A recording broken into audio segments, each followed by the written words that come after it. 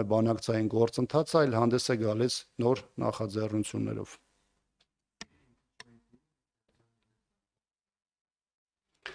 Ներողություն, մի հատ եք հնչեցրեք։ Փաստացի իշխանությանը չի հաջողվում իրականացնել իր տված խոստումը, խաղաղության պայմանագրի ստորագրումը եւ հաշվի առնելով նաեւ ընդդիմության այն բոլոր բարձրաձայնումները կապված Նիկոլ Փաշինյանի վարած ներքին ու արտաքին քաղաքականության, այդ թվում եւ տնտեսական, սա ենթադրում է, որ եթե ընդդիմության մեկ բառով նկարագրենք, իր ասածը Նիկոլ Փաշինյանը ցախողել է։ Հետեւաբար հարց է առաջանում, ընդդիմությունը նախաձեռնելու է Նիկոլ Փաշինյանին իմպիչմենտ։ Իմպիչմենտի անվստահության գործընթացը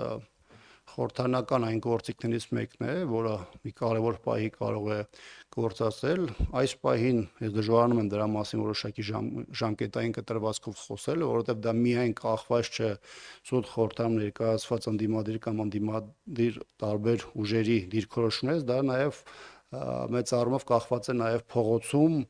արկա իրավիճակից եւ բնականաբար որևէ ձևով որևէ մեկը չի կարող բացառել, որ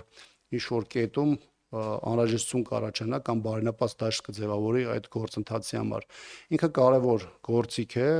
կիրառելի գործիք է, բայց դրա հետ կապված պետք է լինի նաև այլ գործոնների արկայություն, որոնք հնարավորություն կտան ոչ միայն բուն նախաձեռնություն դրսևորել, այլ նաև ունենալ արդյունավետ ելք։